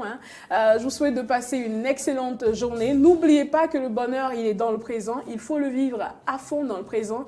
Il faut se permettre véritablement de célébrer ses petits succès. C'est également ça le bonheur. Ne restez pas trop focalisés sur le passé ou ne courez pas trop après l'avenir, mais vivez l'instant présent à fond. Merci Tessanik. Merci Natacha. Merci à vous Marie Merci Agua. beaucoup, Natacha. On vous retrouve demain, donc chers amis, de 7h à 9h. C'est le rendez-vous à prendre. Plein de bisous et passez une excellente journée. On se dit à demain.